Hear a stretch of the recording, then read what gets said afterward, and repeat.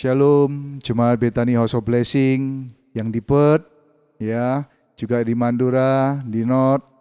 Saya percaya saudara dalam keadaan yang sehat-sehat dan tetap di rumah saja, betul kan? Ya. Puji Tuhan, hari ini kita akan bersama-sama ikut ibadah secara online. Ibadah ini akan dilayani oleh Pastor Agus Gunawan, ya. Dan kemudian saya percaya kita akan diberkati dengan firman Tuhan. Mari kita akan masuk di dalam doa. Terima kasih Tuhan, kami bersyukur buat hari ini. Sekalipun kami mengadakan ibadah secara online, tapi kami tetap percaya 2-3 orang berkumpul di rumah kami masing-masing, Bapa. Kami percaya Tuhan hadir di sana. Tuhan menjamah kami. Tuhan melawat kehidupan kami. Tuhan memberikan kekuatan baru dalam kehidupan kami. Sehingga saat ini walaupun kami menghadapi tantangan yang sulit Tuhan, kami tetap percaya bahwa Tuhan akan membawa kami, memberikan kekuatan baru. Sehingga kami boleh melewati masa-masa sulit ini bersama dengan Kau ya Bapa. Berkati firman-Mu, biarlah firman-Mu boleh menjadi berkat dan membangkitkan iman buat jemaat-Mu, supaya mereka boleh tetap percaya di dalam Engkau ya Bapa. Terima kasih Tuhan, kami bersyukur berkati setiap puji-pujian, penyembahan, melalui YouTube atau apapun Tuhan.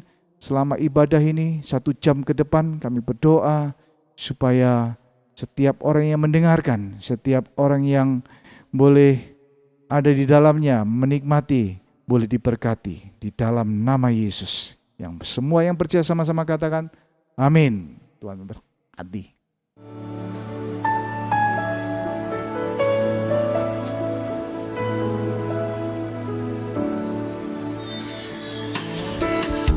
Seperti wanita mengurapimu, menangis di bawah kakimu. Demikian hidupku mau mengasihimu. Yesus, Engkau baik bagiku. Seperti wanita mengurapimu, menangis di bawah kakimu. Demikian hidupku mau mengasihimu. Yesus, Engkau baik bagiku. Sampai akhir ku menutup mata, ku tetap setia menanti janji-Mu. Sampai ku dapatkan mahkota kehidupanku, ku tetap setia.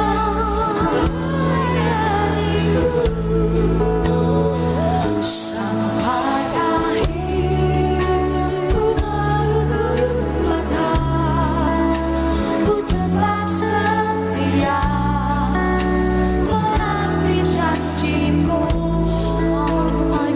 Sampai ku dapatkan mahkota kehidupanku, ku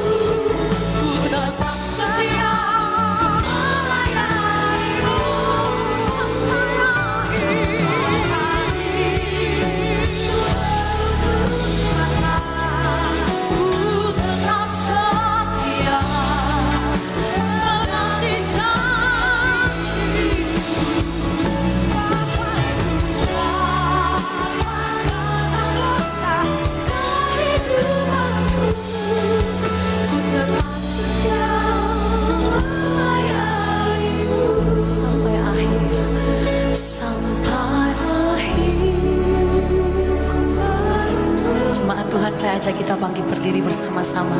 Tetap setia menanti janji-Mu. Katakan, sampai ku dapatkan mahkota.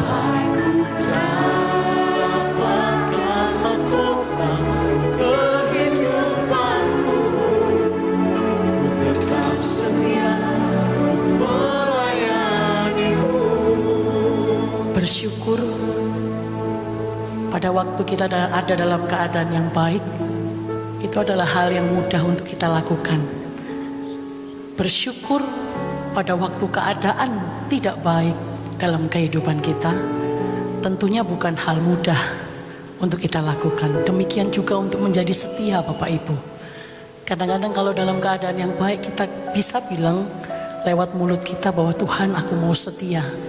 Tapi waktu badai itu menghadang, waktu angin itu menghempas kita, kadang-kadang kita mau bilang setia itu susah sekali. Tapi sore hari ini, kalau kita mau menyatakan kita mau setia, mari nyatakan dengan sungguh-sungguh dari hati kita. Sebab kita tahu Tuhan membuktikan kesetiaannya untuk kita lewat kayu salib, dan Dia menjadi teladan yang paling sempurna bagi kita.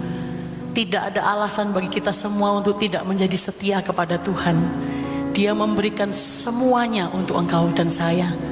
Mari kita berikan hati, kita berikan hidup kita untuk setia melayani Tuhan, untuk setia mengasihi Dia, untuk setia mengikut Dia, apapun yang kita hadapi. Kalau engkau berkata, ya aku mau, angkat kedua tanganmu. Waktu engkau nyanyi lagu ini, nyatakan hatimu. Sampai akhir. Roh Kudus, Kau melihat tangan-tangan yang terangkat sore hari ini. Kami tahu kalau dengan kekuatan kami sendiri, kami tidak bisa. Tapi kami tahu kekuatan-Mu ya Roh Kudus, yang memampukan kami untuk terus melangkah, mengerjakan keselamatan ini, tetap setia kepada-Mu sampai akhir hidup kami. Sampai akhir ku menutup mata, ku tetap setia menanti janji-Mu. Sampai ku dapatkan mahkota kehidupanku, ku tetap setia melayani-Mu.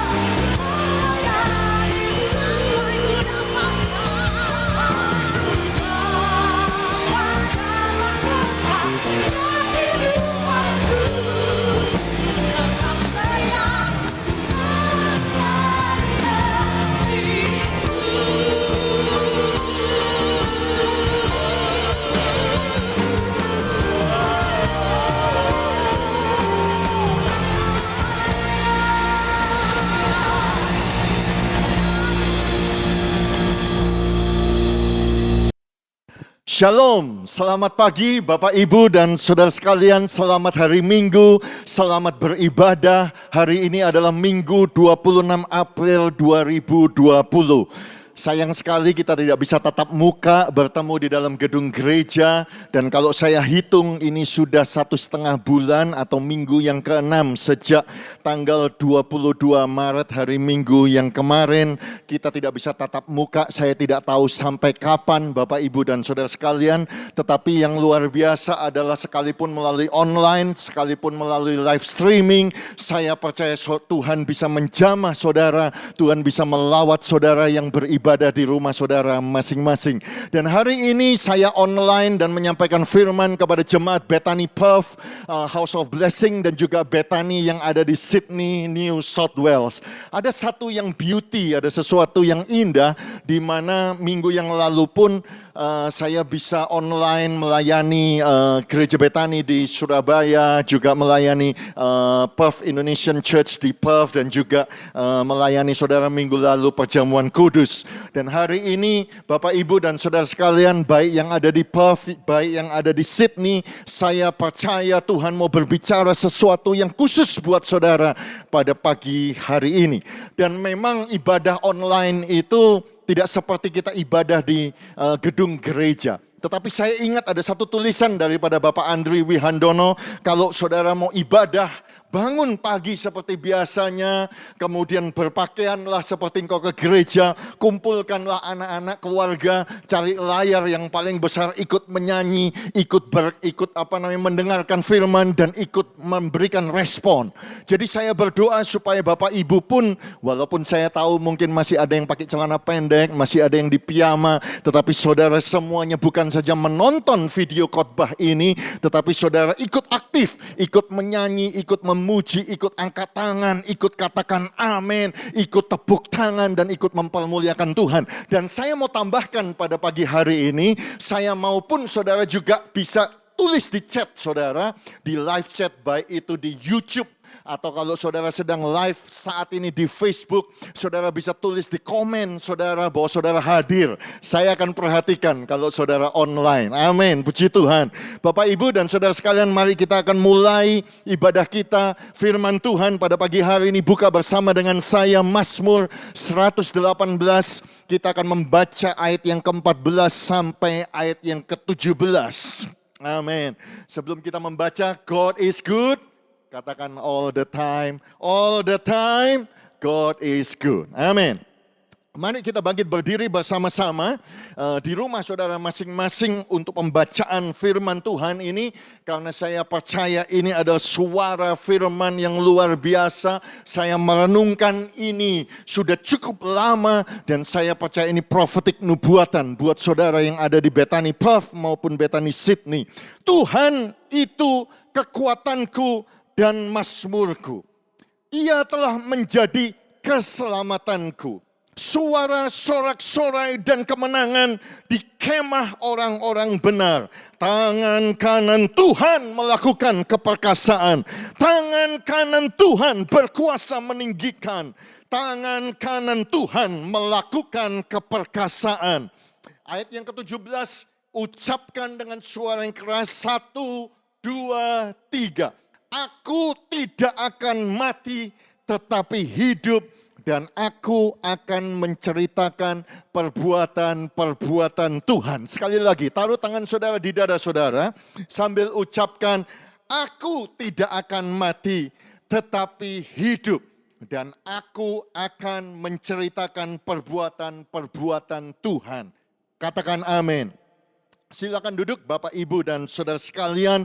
Jadi judul khotbah pada pagi hari ini adalah Aku tidak akan mati tetapi hidup. Saya mau saudara ucapkan kata-kata itu. Saya mau juga saudara ketik di live chat saudara di YouTube. Ya, saya tunggu, saya akan lihat. Saudara bisa ketik komen di Facebook kalau saudara ikut live. Katakan, aku tidak akan mati tetapi hidup, dan aku akan menceritakan perbuatan-perbuatan Tuhan. I will proclaim what the Lord has done, because I will not die but live and proclaim what the Lord has done. Katakan amin. Bapak Ibu dan saudara sekalian, Kenapa saya berkata ini kepada saudara? Pak, bukankah kita ini semua akan mati? Betul, kita semua nanti satu ketika kita akan dipanggil Tuhan dan kita akan mati berjumpa dengan Tuhan. Tetapi saya mau katakan kepada saudara, bukan saat ini dan bukan karena COVID-19 ini. Memang saudaraku, kita semua nanti kita pasti akan mati. Tetapi ingatlah akan firman Tuhan bahwa untuk itulah Kristus telah mati dan hidup kembali supaya Yesus menjadi Tuhan baik atas orang mati maupun atas orang-orang hidup. Sehingga saudara dan saya kalau kita hidup untuk Tuhan. Dan kalau kita mati untuk Tuhan. Jadi baik hidup maupun mati kita ini miliknya Tuhan. Saya mengerti akan hal itu. Tetapi hari ini saya mau mendeklarasikan Mazmur 118 ayat yang ke-17. Bahwa engkau tidak akan mati, engkau akan hidup melewati lembah virus corona ini, melewati lembah COVID-19 ini, dan engkau akan menceritakan perbuatan-perbuatan Tuhan. Yang percaya katakan amin. Oh saudaraku, saya tunggu kalau saudara, ya saya melihat saudara mulai tulis di live chat itu. Aku tidak akan mati tetapi hidup dan aku akan menceritakan perbuatan-perbuatan Tuhan yang ajaib. Katakan amin. Akan keluar kesaksian-kesaksian, akan keluar cerita-cerita, akan keluar kemuliaan-kemuliaan dari keadaan yang kita alami ini. Selama 1 bulan lebih ini di mana kita masuk lockdown, kita stay home, kita work from home, tetapi kemuliaan Tuhan dinyatakan. Poin yang pertama yang saya mau tekankan kepada saudara, kenapa kita harus percaya bahwa melewati lembah ini kita akan hidup? Poin saya yang pertama adalah maut sudah dikalahkan. Paulus mengajarkan kepada gerejanya, mengingatkan kepada kita bahwa musuh yang terakhir, yang sudah dibinasakan, yang sudah dikalahkan, yang sudah dihilangkan kuasanya ialah maut. Dan ayat itu disambung di ayat yang ke-27. Sebab segala sesuatu telah ditaklukkan di bawah kakinya. Segala sesuatu berarti semua kuasa kegelapan, semua sakit penyakit termasuk virus corona sudah ditanggung, sudah ditaklukkan di bawah kaki Yesus. Jadi maut tidak punya kuasa lagi atas saudara. Jadi maut tidak bisa lagi mengapa-ngapain saudara. Kira-kira begitu saudara-saudaraku. Jadi jangan takut lagi. Mengapa kita masih khawatir? Kenapa kita masih bimbang?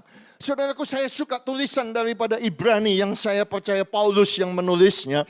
Dikatakan supaya oleh kematiannya, kematian Kristus Yesus, Tuhan memusnahkan dia. Di sini dia yang dimaksudkan adalah siapa? Yaitu iblis. Kenapa iblis itu dimusnahkan? Karena dia yang berkuasa atas maut. Saudara perhatikan, berarti iblis dan maut sudah dikalahkan. Ya, dan supaya dengan jalan demikian, dengan jalan dia mati di atas kayu salib dan bangkit kembali, dia membebaskan mereka yang seumur hidupnya berada dalam perhambaan oleh karena takutnya kepada maut. Jadi Tuhan mati dan Tuhan bangkit dengan jalan demikian. Dia memusnahkan, dia mengalahkan musuh yang terakhir, iblis yang berkuasa atas maut. Supaya saudara dan saya dibebaskan. Karena saudara dan saya ini kita seumur hidup kita berada dalam belenggu. Di dalam penghambaan karena kita takut kepada maut itu.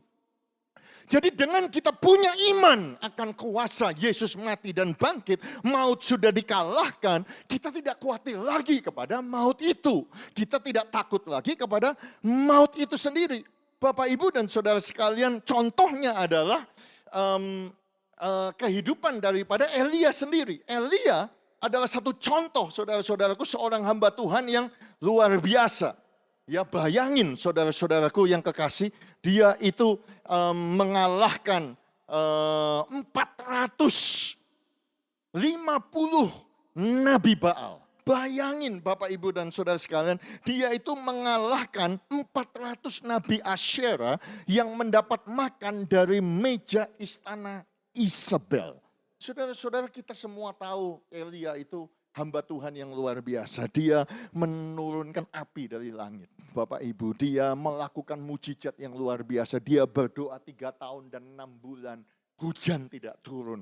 Dia membangkitkan orang mati. Saudara bisa bayangkan, orang mati dibangkitkan anak daripada perempuan janda Sarfat itu. Bukan hanya itu saja saudaraku, 450 nabi Baal itu dan 400 nabi Asyera itu disuruh kumpulkan di Gunung Karmel, kata Alkitab, saudara-saudaraku. Dan setelah api itu turun dari langit, apa yang terjadi? Alkitab berkata Elia membawa mereka ke sungai Kison dan menyembelih mereka di sana. Elia membunuh mereka semua. Saudara bisa bayangkan betapa dahsyatnya Elia ini. Ya, saudara sabar, saya ada maksudnya cerita ini kepada saudara. Setelah dia melakukan begitu banyak mujizat dan perkara yang ajaib, dan Alkitab menjelaskan di pasal berikutnya, dan Ahab memberitahukan kepada Isabel segala yang dilakukan Elia, perihal Elia membunuh semua nabi itu dengan pedang. Perhatikan Isabel, ini ratu yang jahat, menyuruh seorang suruhan, ya, cuma satu orang suruhan mengatakan kepada Elia, begini kiranya para Allah menghukum aku, bahkan lebih daripada itu, jika besok kira-kira pada waktu ini aku tidak membuat nyawamu sama seperti nyawa salah seorang daripada mereka itu. Artinya Ratu Isabel ini mengancam Elia supaya Elia itu bahwa Elia itu mau dibunuh, kira-kira begitu Bapak Ibu dan saudara sekalian, ya. Dan saya sulit sekali untuk mengerti ayat yang ketiga. Ayat yang ketiga disambung bahwa maka takutlah Elia. Loh, kok bisa takut? Saya juga nggak ngerti Bapak Ibu. Orang yang melakukan begitu hal-hal yang luar biasa, ternyata dia takut akan maut. Dia takut akan musuh yang terakhir itu, dia takut mati.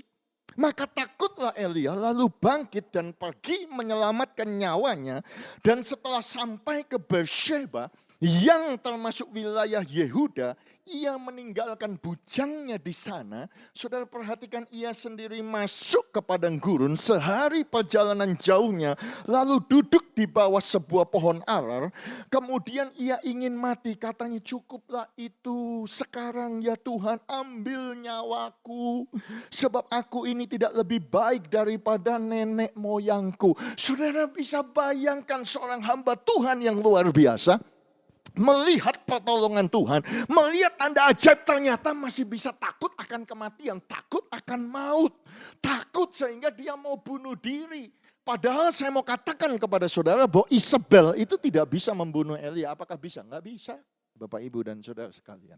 Ya, Isabel itu cuma asal ngomong saja, cuma bisa ngancam saja, cuma bisa mendakwa saja. Isabel itu adalah lambang daripada kuasa kegelapan di dalam perjanjian baru disebutkan. Jadi kuasa iblis itu karena sudah dikalahkan, dia cuma bisa mengancam saja, dia cuma bisa menakut-nakuti saja, dia cuma bisa membuat saudara khawatir dan bimbang. Lihat ini keadaan dunia ini, lihat tidak akan pulih, bahwa keadaan kita akan seperti ini, masa depan itu suram.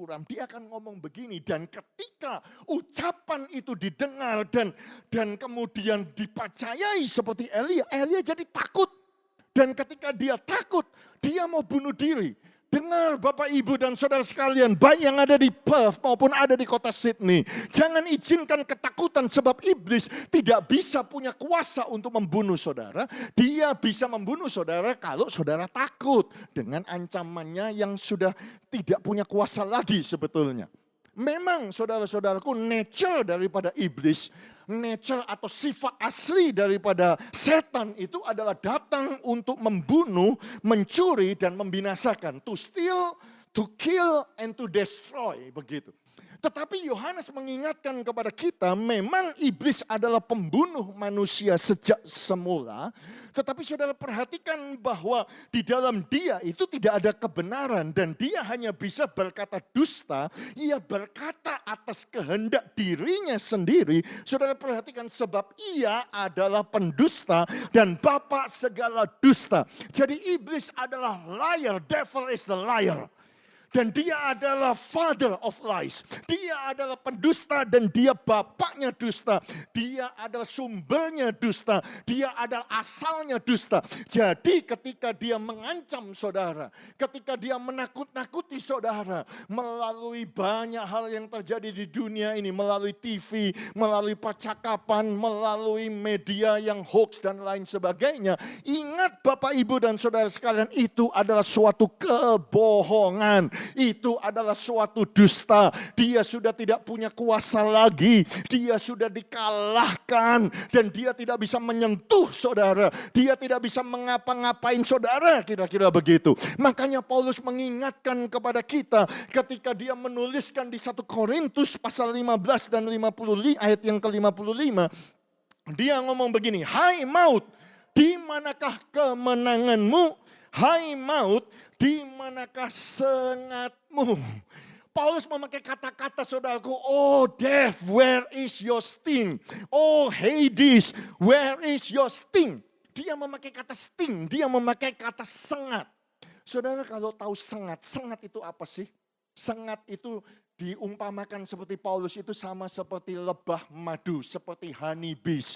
Bagi saudara yang belum pernah lihat honey bees, di layar ini saudara bisa lihat ada fotonya. Ya, dan ketika saudara melihat honey bees ini, ternyata dia cuma punya satu stinger atau stingnya itu cuma satu. Dan dia adalah satu-satunya honey bee yang cuma menyengat itu cuma bisa satu kali. Ya, dia menyengat saudara misalnya, begitu. Dia nggak akan bisa menyengat saudara, berulang-ulang nggak akan bisa. Karena begitu dia menyengat satu kali, masuk dia. Dan kemudian dia mau mencabut sengat itu akan patah begitu. Dan kemudian dia akan mati. Dan sengat itu akan ketinggalan di situ. Makanya di gambar ini saudara bisa lihat ini adalah sengat yang dikeluarkan begitu setelah lebah itu mati. Dan kenapa saya cerita ini kepada saudara? Bahwa Paulus mengumpamakan bahwa iblis itu seperti itu. Seperti honey bee. Dia cuma bisa menyengat satu kali. Dia sengat Yesus Kristus Tuhan. Dengan kematian dia sengat itu. Dia membuat Yesus menderita, darahnya tercurah satu kali. Setelah itu dia kalah, setelah itu dia mati gitu. Dia nggak bisa berbuat apa-apa di muka bumi ini, Bapak, Ibu, dan saudara sekalian. Makanya Bapak, Ibu, dan saudara sekalian, Alkitab mengajarkan bahwa melalui salib Kristus itu di Kolose pasal yang kedua, dikatakan bahwa Yesus telah melucuti pemerintah-pemerintah dan penguasa-penguasa dan menjadikan mereka tontonan umum dalam kemenangannya atas mereka. Jadi semuanya dilucuti, semuanya diambil daripada mereka. Daripada siapa ya? Daripada kuasa kegelapan itu. Bapak tahu dari mana itu memang sudah dinubuatkan dari Yesaya pasal 53. Sebagai ganti karena Yesus menyerahkan nyawanya ke dalam maut. Dan karena ia terhitung di antara pemberontak-pemberontak. Sekalipun ia menanggung dosa banyak orang dan berdoa untuk pemberontak-pemberontak. Dikatakan Tuhan itu membagikan kepadanya orang-orang besar sebagai rampasan. Bahwa ia akan memperoleh orang-orang kuat sebagai jarahan. Jadi semuanya dijarah saudaraku oleh Yesus Kristus di atas kayu salib itu. Jadi semua lawan saudara, siapa lawan kita? Kita punya lawan pemerintah-pemerintah, penguasa-penguasa, penghulu-penghulu dunia yang gelap ini. Roh-roh jahat di udara, setan, legion, Lucifer. Saudara sebutkan semua kuasa itu, maut itu sudah dikalahkan dan mereka tidak punya kuasa lagi atas saudara dan saya.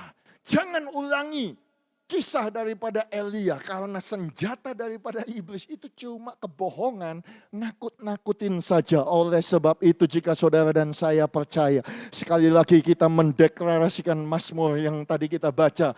Oh, bahwa aku tidak akan mati, tetapi aku hidup dan aku akan menceritakan perbuatan-perbuatan Tuhan yang luar biasa. Katakan amin. Mari kita tepuk tangan yang meriah bagi Tuhan kita. Oh haleluya. Saya tahu saudara tidak bisa kalau saudara tepuk tangan, saya pun tidak bisa mendengarnya, tetapi saudara bisa kasih emoji di live chat YouTube, kasih tepuk tangan untuk kemuliaan Tuhan. Oh, kalau saudara sedang live di Facebook Live hari ini, saudara kasih emoji tepuk tangan bahwa sungguh aku tidak akan mati tetapi hidup, dan aku akan menceritakan kemuliaan Tuhan yang besar sebab maut sudah dikalahkan sehingga aku tidak akan takut lagi. Katakan amin, amin, amin. Poin yang kedua yang saya mau tekankan kepada saudara adalah simple. Yesus hidup. Hanya dua kata saja. Katakan bersama dengan saya, Yesus hidup. Taruh tangan saudara di dada, katakan Yesus hidup. Katakan aku percaya Yesus hidup. Saudara juga boleh ketik di live chat ini, saya akan baca, saya akan ikuti. Sudah beberapa yang sudah mengetik, oh Yesus hidup. Bapak, Ibu, dan saudara sekalian, Kisah Rasul 1 ayat yang ketiga berkata demikian, kepada mereka Tuhan menunjukkan dirinya setelah penderitaannya selesai, dan dengan banyak tanda ia membuktikan bahwa ia hidup. Sebab selama 40 hari ia berulang-ulang menampakkan diri dan berbicara kepada mereka tentang kerajaan Allah. Katakan amin. Ada sesuatu yang menarik di sini. Yesus bangkit. Ya, kita memperingati kebangkitan Tuhan minggu 12 April yang lalu, saudara. 2 minggu yang lalu. Kalau saya jadi Tuhan Yesus, saya langsung naik ke sorga, saudara. Ngapain tinggal di muka bumi ini? 40 hari lagi, saudara. Nggak ada apa-apa di muka bumi ini, betul nggak? Enakan di sorga, saudara-saudara. Ternyata tidak ada air mata, tidak ada tetesan air mata, tidak ada sakit penyakit. Oh, sukacita. Tetapi ternyata kenapa dia harus menampakkan diri berulang-ulang? Kenapa dia harus tinggal 40 hari di muka bumi ini? Dia mau membuktikan kepada murid-muridnya dengan banyak tanda bahwa dia hidup. Dan saya mau katakan yang sama, bahwa kita pun ada di dalam masa 40 hari ini. Sampai nanti hari kenaikan, di mana kita peringati kenaikan Tuhan tanggal 21 Mei. Dan saya berdoa supaya kita sudah bisa ibadah di gedung gereja pada saat itu, saudara-saudara. Tetapi Bapak, Ibu, dan saudara sekalian, selama 40 hari ini, Yesus membuktikan bahwa dia adalah Tuhan yang hidup. Dan hari ini pun saya mau sampaikan kepada saudara yang sama. Kalau Yesus adalah Tuhan yang hidup, dia bisa menolong saudara. Jika dia hidup, dia bisa menyembuhkan saudara. Jika dia hidup, dia bisa membuka jalan bagi saudara. Berarti pengharapan saudara dan saya tidak sia-sia. Jika dia mati dan dia bangkit, yang artinya dia hidup, berarti firman-Nya itu hidup. Janjinya ya dan amin, pasti akan digenapi. Artinya dia tidak pernah berubah dahulu, sekarang, sampai selama-lamanya dia hidup. Tangannya tidak kurang panjang untuk menolong saudara. Telinganya disandengkan kepada seruan doa saudara. Sebab dia hidup. Masukkan dalam roh saudara pada pagi hari ini, bahwa Yesus hidup, Yesus hidup, Yesus hidup. Bapak, Ibu, dan saudara sekalian, saya mau mengajak saudara kembali kepada satu cerita yang saya sempat menyinggungnya pada waktu saya berkhotbah di Jumat Agung. Saudara ingat percakapan Tuhan Yesus dengan Nikodemus. Tuhan Yesus berkata demikian, dan sama seperti Musa meninggikan ular di padang gurun, demikian juga Anak Manusia harus ditinggikan, supaya setiap orang yang percaya kepadanya beroleh hidup yang kekal. Karena begitu besar kasih Allah akan dunia ini, sehingga ia telah mengaruniakan anaknya yang tunggal, supaya barang siapa yang percaya kepadanya tidak binasa, melainkan beroleh hidup yang kekal. Kita hafal ayat itu. Kita hafal Yohanes 3 ayat 16, tetapi Yohanes 3:16 itu diartikan, maksudnya berkoneksi dengan sama seperti Musa meninggikan ular di padang gurun. Dan cerita itu saudara-saudaraku ada di Bilangan pasal 21 ketika mereka ada di padang gurun. Dan kemudian mereka dipatuk oleh banyak ular. Dan pada saat itu banyak sekali ular beracun. Sehingga mereka semua mati. Dan kemudian mereka berdoa dan minta kepada Musa. Musa berdoa kepada Tuhan dan Tuhan memberikan satu jalan keluar, satu way out. Buatlah ular tedung itu dan taruhlah pada sebuah tiang atau disalib. Maka setiap orang yang terpagut jika ia melihatnya akan tetap hidup. Lalu Musa membuat ular tembaga dan menaruhnya pada sebuah tiang. Maka jika seorang dipagut ular dan ia memandang kepada ular tembaga itu, ia tetap hidup. Jadi Bapak, Ibu, dan saudara sekalian, ini adalah lambang daripada rumah sakit. Makanya kalau saudara pergi ke rumah sakit, pergi ke kemis, pergi ke farmasis, pergi ke dokter, saudara akan melihat lambang dokter itu ada salib, kemudian ada ular di sana. Artinya apa? Artinya saudara-saudaraku, bukan dokter yang bisa menolong saudara, bukan obat-obatan, tetapi ketika engkau memandang kepada salib Kristus itu, engkau akan hidup dan engkau akan diselamatkan. Karena itu adalah satu bayangan daripada sesuatu yang akan datang, sesuatu yang nyata. Dan kalau yang di dalam bayangan itu, the shadow itu dalam perjanjian lama, mereka melihat bayangan itu mereka sembuh, apalagi saudara dan saya yang memiliki yang nyata, yang real bahwa kita ada salib Kristus Yesus itu. Saudaraku, saya punya satu maksud saya ngomong begini, bahwa dengan kita percaya Yesus itu hidup, dia kalahkan maut, saudara-saudaraku. Dengan kata lain, dia memberikan kepada saudara satu antidot. Dia memberikan kepada saudara satu vaksin. Nah, bukankah ini yang kita tunggu-tunggu? Setiap kali saya berbicara dengan jemaat, mereka selalu tanya, Pak, vaksin untuk corona sudah keluar enggak, Pak? Kapan keluarnya? Oh, antidotnya kapan, Pak? Oh, obat corona ini bagaimana? Oh, mereka semua bertanya-tanya akan hal itu, saudara. Dan pada pagi hari ini saya mau menguatkan saudara bahwa serum itu, bahwa vaksin itu sudah ada yang namanya darah Kristus Yesus. Dan perlu iman buat saudara dan saya untuk melihat kepada salib itu dan percaya bahwa maut dikalahkan dan Yesus itu hidup. Kenapa saya ngomong begini kepada saudara? Saudaraku, saya membaca sebuah artikel yang sangat menarik yang dinamakan adalah snake antivenom. Ya. Di Australia ini dari 10 katanya para ahli, ada dari 10 ular paling berbisa di dunia ini, katanya 8 tinggal ada di negara ini, begitu ya. Nah, tahukah saudaraku antivenom atau obat daripada racunnya ular itu dibuat dari apa? Ya, saya baca saudara-saudaraku, snake antivenom is a medication made up of antibodies. Ya, jadi itu dibuat obatnya itu, serum itu, vaksin itu, antivenom ular itu dibuat dari antibody. Nah, antibody ini bagaimana bisa mendapatkannya? Jadi mereka itu mengambil racun daripada ular itu, kemudian diinjeksikan ke satu binatang. Binatang yang mereka pakai adalah kuda zaman dulu, saudara. Ketika kuda itu diinjeksi dan otomatis kuda ini menjadi lemah, ya toh.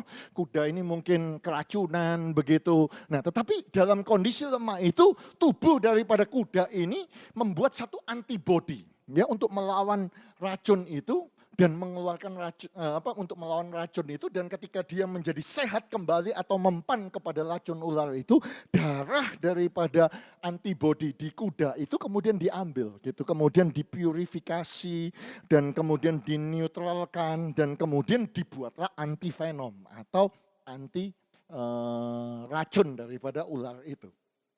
Nah, tetapi ketika mereka melakukan itu kepada kuda, ternyata antivenom ular yang dari kuda itu ternyata kurang cepat reaksinya kepada manusia. Ternyata kurang powerful gitu, kurang hebat begitu ya, atau kurang mujarab begitu.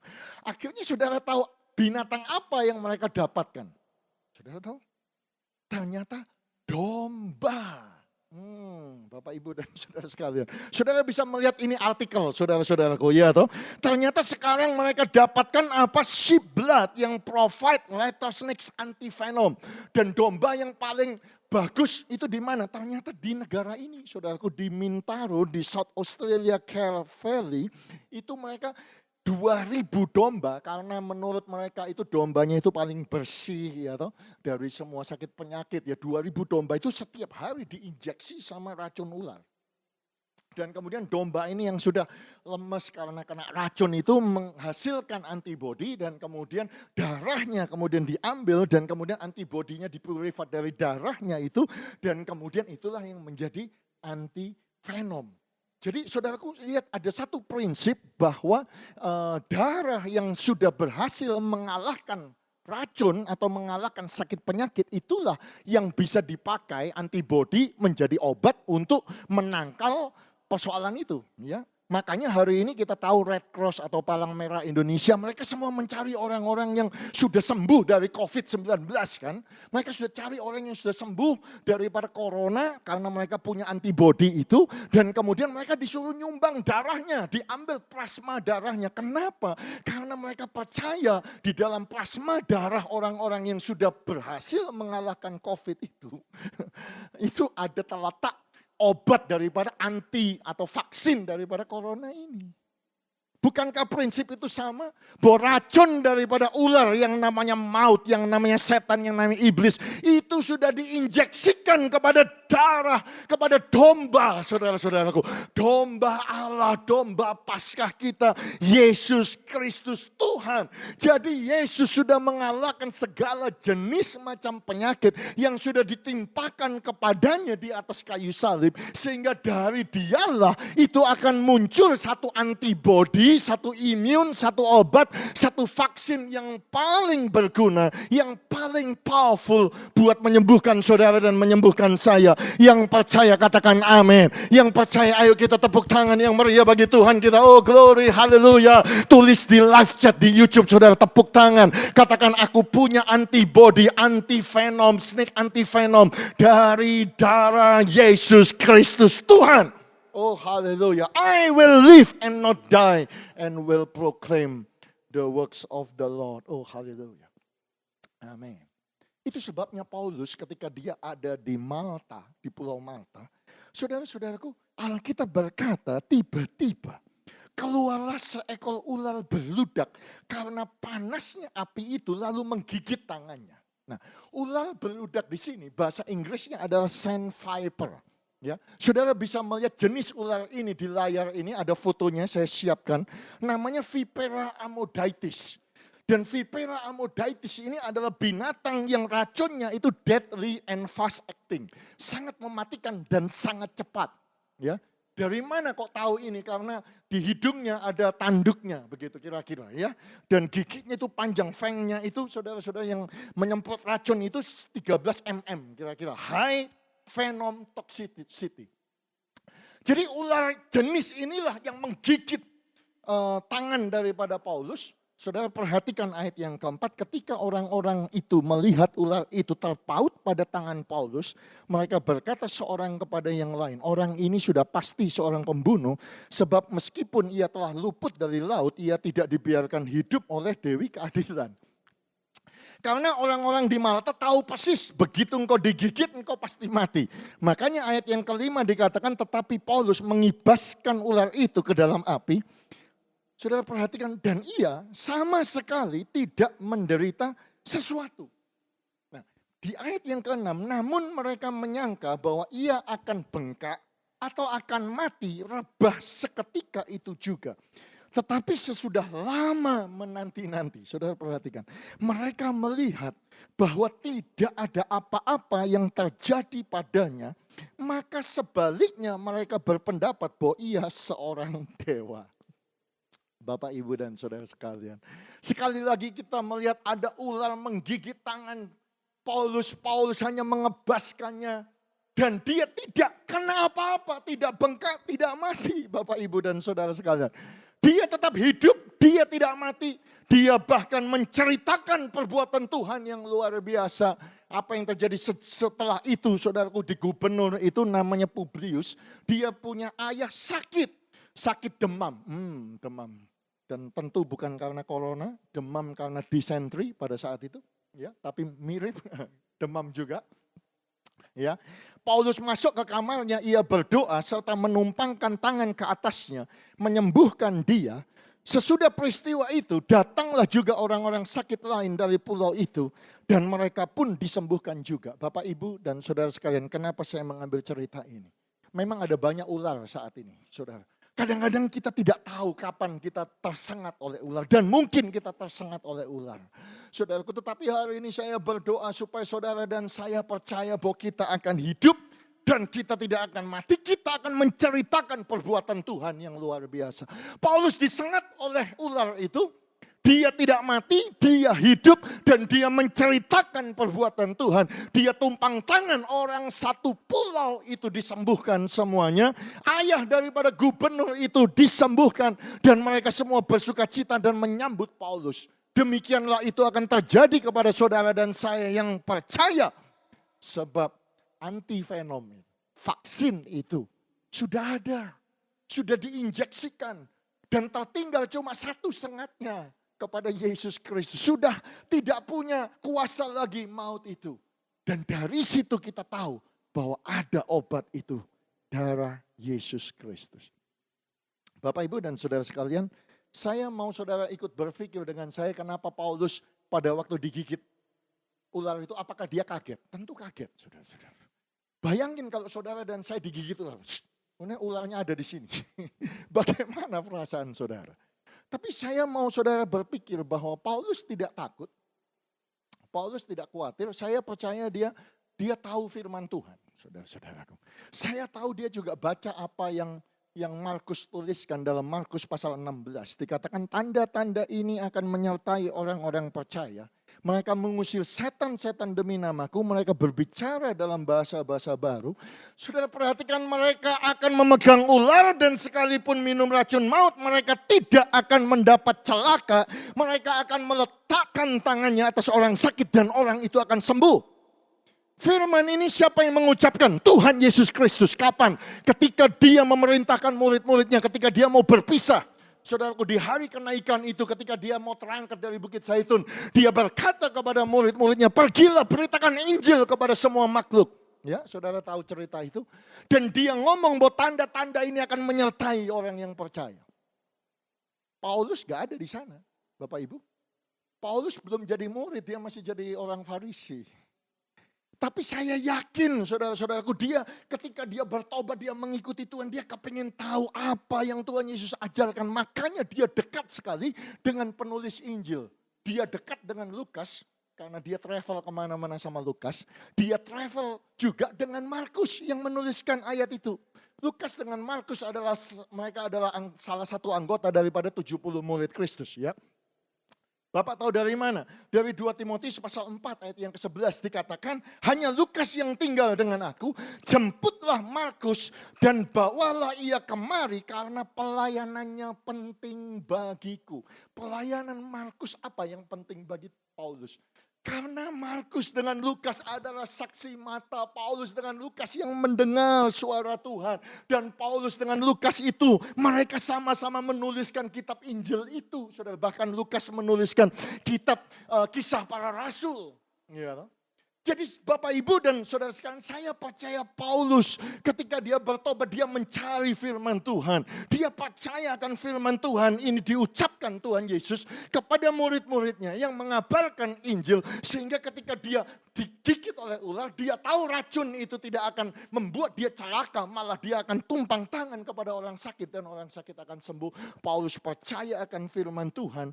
Dan Paulus mengalami apa yang dituliskan oleh firman Tuhan. Dan Paulus mengalami bahwa Yesus yang dia tidak pernah lihat secara daging ketika Yesus hidup, saudara-saudaraku.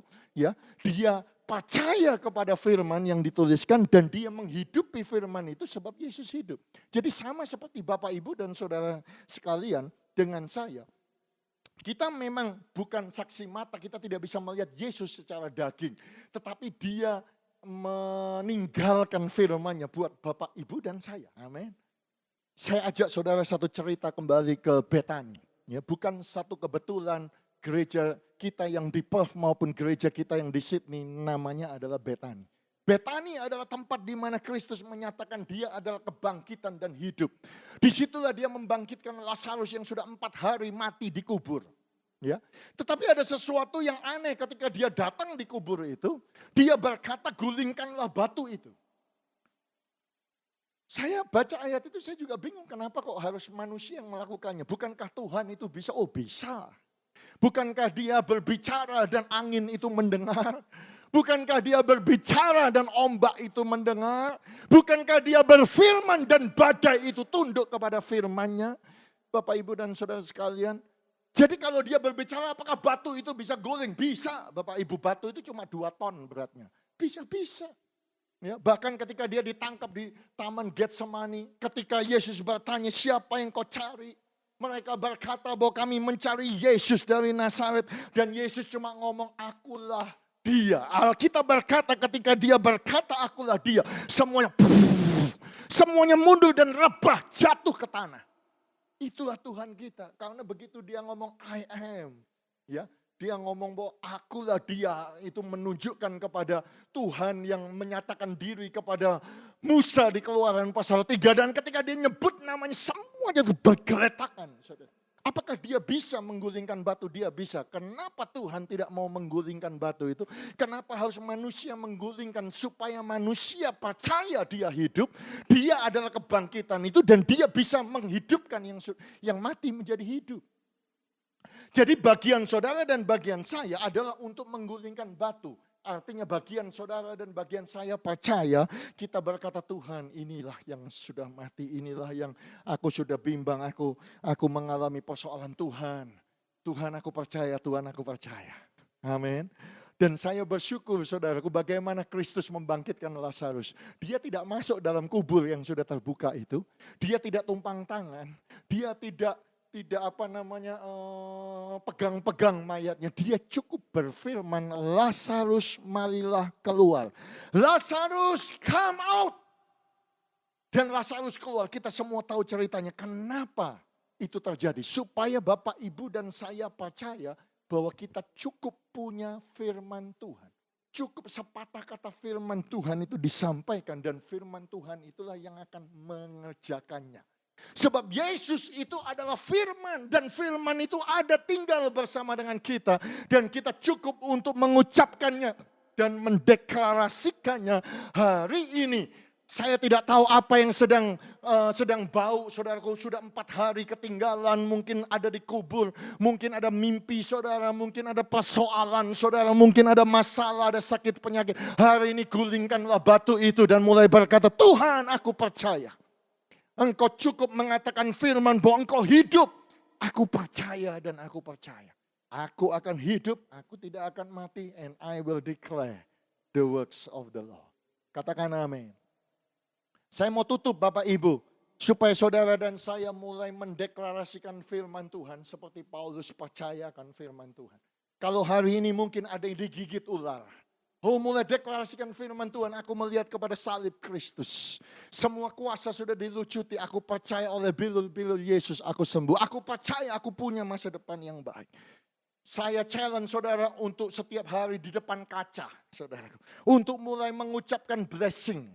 Ya, sama seperti saya hari ini, saya tidak melihat saudara, tetapi saya harus mendeklarasikan firman dan mendeklarasikan berkat atas hidup saudara. Dan itu perlu saudara lakukan supaya saudara tidak hanya 1 minggu 1 kali, tetapi saudara setiap kali melakukannya. Saudara ingat cerita kenapa Musa tidak bisa masuk tanah perjanjian. Pada waktu Jumat Agung saya berkata bahwa Musa tidak bisa masuk tanah perjanjian walaupun pada waktu transfigurasi Yesus dia datang masuk tanah perjanjian dengan Elia. Karena Tuhan mau menunjukkan kepada kita bahwa bukan Musa mewakili hukum, tetapi Joshua yang membawa bangsa Israel masuk tanah perjanjian. Karena Joshua itu adalah akar kata daripada Yesus, God who save, Tuhan yang menyelamatkan. Tetapi kita semua tahu bahwa Musa tidak masuk dalam tanah perjanjian juga diakibatkan karena satu ketika Tuhan ngomong kepada Musa dengan Harun karena mereka tidak punya air, saudaraku. Tuhan berkata bahwa ambil tongkatmu itu dan engkau menyuruh umat itu berkumpul, katakanlah di depan mata mereka kepada bukit batu itu supaya diberi airnya. Demikian kau mengeluarkan air dari bukit batu itu bagi mereka dan memberi umat itu minum serta ternaknya. Tetapi Musa marah, Musa tidak sabar dan Musa mengangkat tongkatnya dan memukul batu itu 2 kali dan memang keluar air. Tetapi Tuhan marah karena engkau tidak percaya kepadaku, tidak menghormati kekudusanku di depan mata orang Israel. Itu sebabnya kamu tidak akan membawa jemaah ini masuk ke negeri yang kuberikan kepada mereka. Nah, Bapak Ibu, kenapa itu ditulis? Ini adalah gambaran bahwa ini adalah gambaran perjanjian lama dengan perjanjian baru. Karena memang pada peristiwa yang pertama mereka keluar dari Mesir, mereka tidak punya air dan Tuhan menyuruh Musa untuk mengambil tongkatnya dan memukulnya. Itu betul, saudara-saudara, dan air itu keluar.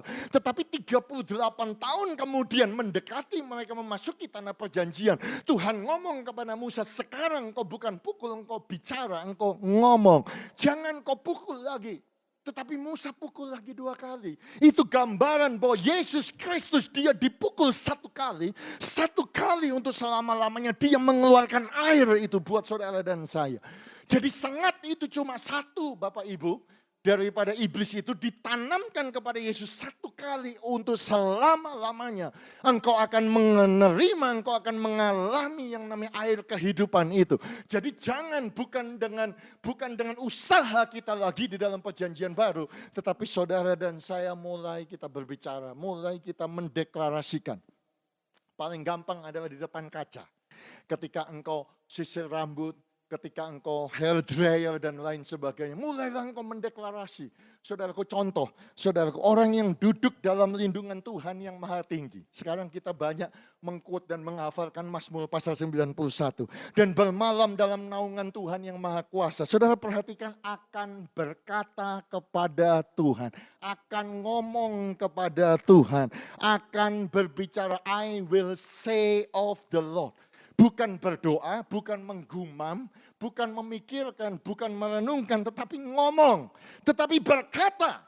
Dan hari ini saya mau berkata kepada saudara dan saudara pun perlu berkata kepada diri saudara sendiri. Bahwa tempat perlindunganku, tempat pertahananku, Allahku yang kupercayai. Tuhan adalah tempat perlindunganku. Yang maha tinggi telah kubuat tempat perteduhanku. Aku percaya malapetaka tidak akan menimpa aku. Tulah tidak akan mendekat kepada kemahku. Malaikat-malaikat Tuhan diperintahkannya kepadaku. Menjaga aku di segala jalanku. Yang percaya katakan amin. Marilah kita tetap berkata seperti Mazmur 35. Bahwa Tuhan itu besar. Bahwa Tuhan menginginkan keselamatan hambanya. Dan lidahku akan menyebut-nyebut keadilanmu. Memuji-muji engkau sepanjang hari. Dan biarlah Bapak Ibu yang di Perth maupun di Sydney. Setiap hari kita berkata, I will live and not die. And I will declare what the Lord has done in my life. Oh haleluya. Dan ayat yang terakhir Bapak Ibu dan saudara sekalian. Saya mau mendeklarasikan Keluaran pasal 23. Jika saudara beribadah kepada Tuhan. Dan khusus kepada saudara yang mendengarkan khotbah ini. Saudara yang beribadah dimanapun saudara berada. Jika engkau beribadah kepada Tuhan. Maka Tuhan akan memberkati roti makananmu. Tuhan akan memberkati air minummu. Dan Tuhan akan menjauhkan penyakit dari tengah-tengahmu. Dan Tuhan akan menggenapkan tahun umurmu. Saudara ketik ini sekarang di live chat, saudara tulis di komen Facebook Live, saudara boleh taruh tangan saudara di dada, saudara boleh mengucapkan dan saudara perlu mengucapkan ini setiap hari bahwa aku yang percaya, aku yang beribadah, aku yang mengasihi Tuhan. Oh, aku yang berdoa dan menyerahkan semua harapanku kepada Tuhan. Aku percaya bahwa Tuhan akan memberkati makananku. Tuhan akan memberkati air minumanku. Tuhan akan menjauhkan penyakit dari tengah-tengahku. Dan Tuhan akan menggenapi tahun umurmu. Saya suka kata ini saudaraku. Karena I will fulfill the number of your days. Jadi waktu saudara hidup ada nomornya, ada angkanya, ada jumlahnya, ada banyaknya. Number of your days. Dan Tuhan berkata I will fulfill it. Dan kalau Tuhan menggenapi tahun-tahun hidupmu, saya mendeklarasikan kepada saudara, maka kanker, sakit, penyakit tidak bisa mencuri satu hari pun daripada kehidupan saudara. Saya mau bernubuat kepada saudara bahwa kelemahan, kebangkrutan, bahwa COVID-19 tidak akan bisa mencuri satu pun hari di dalam hidupmu. Sebab Tuhan akan menggenapkan, Tuhan akan fulfill the numbers of your days. Taruh tangan saudara di dada sambil berkata, aku percaya bahwa Tuhan akan menggenapkan tahun umurku. Aku tidak akan mati, aku akan hidup, dan aku akan menceritakan perbuatan Tuhan. Katakan amin, amin, amin. Tuhan memberkati saudara. Saya tahu waktu saya habis untuk yang di Bethany Perth. Saya kembalikan kepada Pak Peter dengan Pak Ali. Thank you, kita akan jumpa lagi.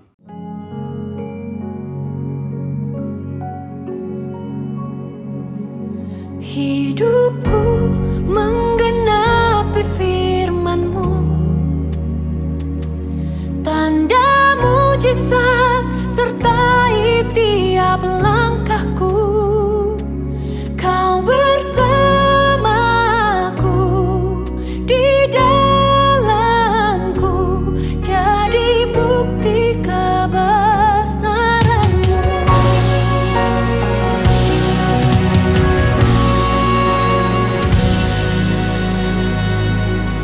Tuhan, Kau sempurna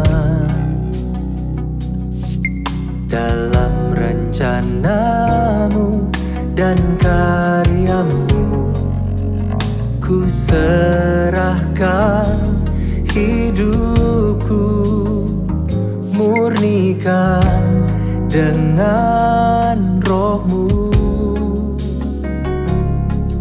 Tuhan, Kau sempurna dalam rencana-Mu dan karya-Mu. Ku serahkan hidupku, murnikan dengan Roh-Mu. Hidupku menggenapi firman-Mu, tanda mujizat sertai tiap langkahku. Kau bersamaku di dalamku, jadi bukti kebesaran-Mu.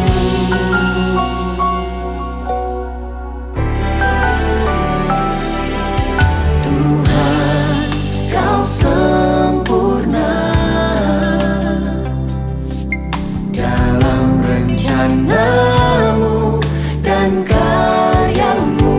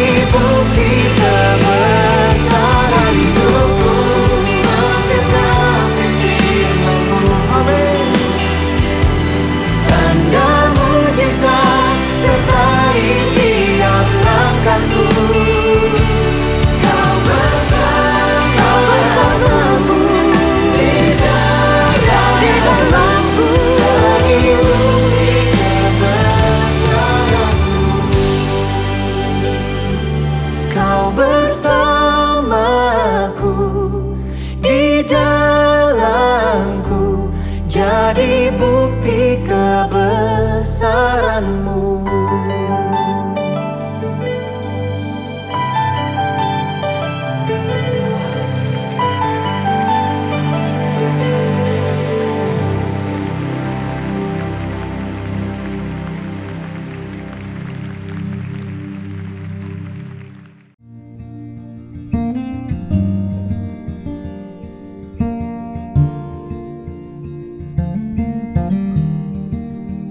Puji Tuhan, saya percaya saudara pasti sudah diberkati dengan firman Tuhan yang disampaikan oleh hambanya Pastor Agus Gunawan atau Pak Hanhan. Terima kasih buat Pak Hanhan yang sudah membagikan firman-Nya, meluangkan waktu untuk kita bisa mendengarkan firman Tuhan walau secara recording, ya. Tiba saatnya juga kita akan memberi persembahan. Saudara bisa memberi persembahan tidak secara langsung tapi secara online. Ada transaksi, ada akun-akun yang di WhatsApp group yang bisa saudara temukan, entah itu untuk Mandura atau Not ataupun untuk Kota Perth. Ya, pengumuman saudaraku, ibadah minggu depan akan dilayani oleh saya sendiri, juga kita akan masuk di dalam perjamuan kudus, saudaraku. Ya, untuk pengumuman selanjutnya, saudaraku, I Care Fellowship Selasa dan Kamis tanggal 28 dan 30 April diadakan jam 11 pagi. Pak Ali akan sebagai hostnya. Kemudian Youth Care hari Rabu 29 April jam 7 malam. Dan I Care Family hari Jumat tanggal 1 Mei jam 7 akan diadakan secara online melalui Zoom, ya, diadakan oleh saudara Daniel Suryadi. Sekian pengumuman, mari kita berdoa. Terima kasih Tuhan buat ibadah ini. Kami bersyukur buat firman-Mu yang memberkati kehidupan kami. Kami percaya bahwa Allah hadir, bahwa apapun yang terjadi ya Bapak, kami percaya Tuhan, Engkau pegang keadaan semuanya. Kami percaya Engkau Allah yang tetap berdaulat, Engkau Allah yang memegang kendali di atas semuanya. Kami serahkan hidup kami sepenuhnya kepada Engkau ya Tuhan, karena kami percaya bahwa apapun yang terjadi seizin dan sekehendak dengan rencana-Mu ya Bapa. Kami percaya bahwa Allah tetap Allah yang baik di dalam kehidupan kami. Terima kasih Tuhan buat firman-Mu. Terima kasih buat apapun yang terjadi dalam kehidupan kami. Saat ini kami, meskipun kami ada di rumah, tapi kami percaya Tuhan bahwa biarlah di kesempatan ini Tuhan, kami boleh ada di rumah tetap memuji, menyembah Engkau, tetap mengucap syukur dalam keadaan apapun juga Tuhan. Terima kasih Tuhan. Terima kasih buat ibadah pagi hari ini. Kami berdoa, kami bersyukur, dan kami mengangkat tangan kami. Mari jemaat arahkan hatimu kepada Allah Bapa di surga. Dan biarlah Engkau mengangkat tangan. Dan biarlah Engkau boleh pulang, boleh menyelesaikan ibadah ini dengan hati bersyukur, dengan berkat daripada Allah. Jemaat yang dikasihi Tuhan, biarlah Engkau boleh diberkati oleh Allah Bapa di dalam nama anaknya yang tunggal Tuhan Yesus Kristus. Kuasa Allah, mujizat dari Roh Kudus menyertai hidup kita mulai dari hari ini sampai besok, sampai Maranatha, sampai Tuhan menjemput kita di awan-awan. Yang percaya sudah diberkati, sama-sama katakan amin. Tuhan memberkati. Selamat hari Minggu. God bless you. Hidupku